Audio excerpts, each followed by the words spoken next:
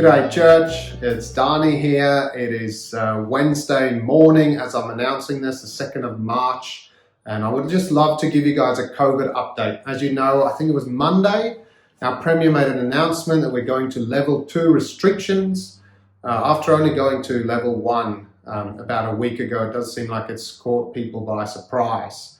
And so yeah, we just want to share with you how that impacts us. Firstly, what's worth saying is that it doesn't really impact anything through the week from Monday to Saturday in terms of what happens here at church. So Golden Ages are running right now as we're speaking. I'm assuming our Girls Brigade will be here tonight. Playgroup is going ahead tomorrow. Youth group is going ahead. So just know that this really only affects us on Sunday. So how does it affect us on Sundays? Well, the main thing is the 150 person capacity rule, and that limit is the limit of our whole premises. So in the past, if you think way back, they would talk about the 2 square meter rule, and that would be different in the auditorium and as well as the hall. They'd be considered 2 separate spaces. And so we could have people in kids church. Remember when we started kids at 10 a.m. At the same time as our church, they would be running separately, so you could have 257 people there and another 100 over here. And then back way in the beginning, our volunteers didn't have to be included in anything. So we could probably have almost 400 people here back then. But the rules are quite different now, and so it's important that we take note of it. And that is that only 150 people are allowed on this premises.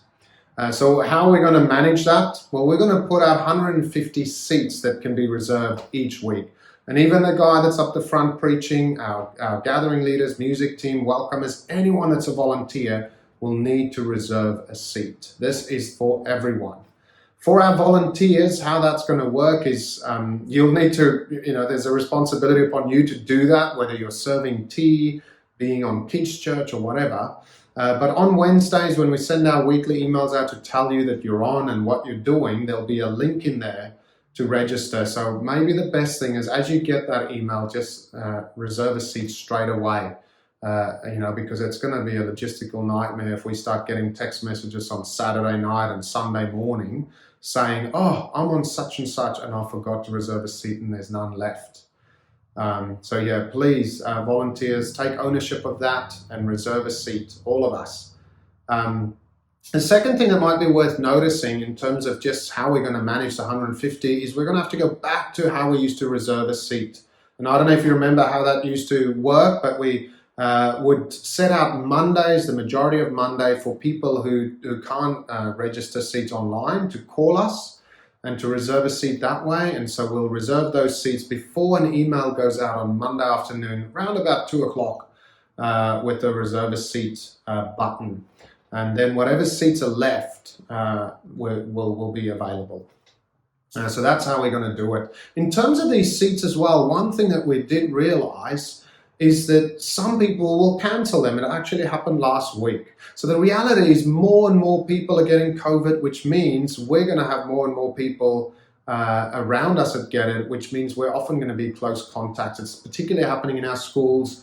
So one kid has it and the whole class get told, look, isolate, and that means then the parents.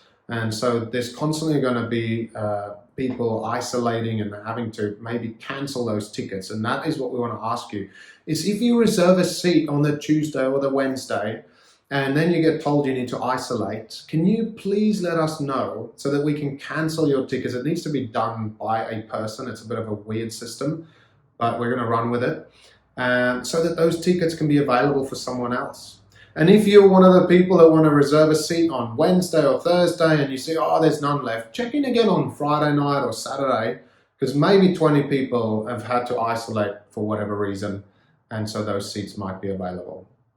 So that's a kind of first part, like the 150 capacity limit and how we're going to reserve seats and make sure we kind of stick within that. And look, if we get 153 people, I'm sure that's not the end of the world. And so don't get too freaked out about it.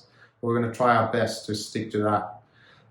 Secondly, the thing that is now a change as well with level 2 is that kids from year 3 and up are now required to wear a mask. So parents, if you bring your kids and they're year 3 and up, make sure they've got a mask. I'm sure you're doing it with school already.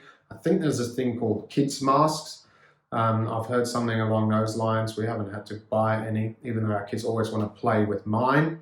So I don't know if they enjoy it or not, but it is a government regulation, and so we want to follow that. So help them out with that. So kids year 3 and up, masks. The third thing that's worth noticing just with this is our kids ministry is still going to go ahead. So we've been tossing about, well, if we can only have 150 people, should we just have our main gathering and just scrap kids? But we don't want to do that. But we will have to alter it a little bit because we're not sure how many people are actually going to come and like who's going to have kids. And even if all 150 seats are reserved, how many of those people will be having kids? You don't want leaders putting a lot of effort in during the week and then 4 kids rock up. So look, it's a bit tricky to navigate. We're not quite sure what it's going to look like. And so we're going to make a call to do a kids program like we did in the holidays program for the kind of tiny tots, so 2 years old up to 4 or preschool. And then we've got our pre-primary our kindy and pre-primary class that's going to run as well. Now that might change in a week's time, but for this week, we're just going to run it like that and see how it goes. So please be patient with us. And if you have any feedback or say on that, let me know. I'll put my email down here on the screen and share your thoughts. God willing, this will change in the next 3 or 4 weeks. That's what we're being told. At least in 4 weeks' time, they're going to review this whole thing, and it either will get scrapped or at least it might get eased. So bear with us as we go through this. If there's any big changes, we'll certainly let you guys know. And I think that's it for me. So we've got our 150 seat capacity. We've got our mask for year 3 and up, and then our kids program will be running. I think that's it. Yes, it sure is. The one last thing that I want to share with you guys is I've been reading through the book of Romans, and I want to encourage you as we go through this is to put yourself in other people's shoes. It does feel like COVID is coming closer. And so we're going to have people at different ends of the spectrum with us. You're going to have people say, oh, now the kids have to wear masks. We should just do away with it, and we just need to learn how to live with COVID. And that's what they do over there in the world and whatnot, and they just want to push on and just forget about all the mandates. Then you might have people on the other side that's very hesitant, that's very nervous. Maybe they've got underlying health conditions, and so rightly so. They might be the people that might not even come this Sunday, because generally after these announcements, people have a sense of, a bit like that. These might be people that pays $300 for a mask because they think it's so important. And so we're going to have people at either end of the spectrum. But as I've been looking at Romans, there's this line that Paul says, rejoice with those who rejoice and weep with those who weep. And the only way you can do that properly is by putting yourself in other people's shoes. Okay, I'm not saying one group's rejoicing and one group is weeping, but the principle of that verse is to be able to put yourself in someone else's shoes and feel what they feel and respond with them and together with them and support them in that. And so, I think the important thing with that is we need to listen first if we're going to want to do this. So if you come to church or even at your work or whatever, don't just dump all your thoughts and stuff on people, and listen first. Hear people out. Try and put yourself in their shoes and then try and love them appropriately.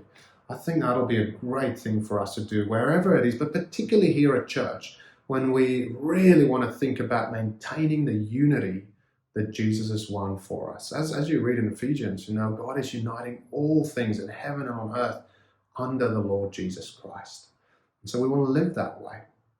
And so please be doing that as we go ahead. You know what? Satan would love to use this time to divide the church, for us to start having fights with each other and not loving each other and judging each other and causing division, and the church to be fragmented, not united and strong and reaching the lost and being a witness to the world of how we should act in these testing times. So I really want to encourage you to do that. Listen first, put yourself in people's shoes, and then love them accordingly. So that's it for our COVID update for now. 2nd of March today, borders are opening tomorrow.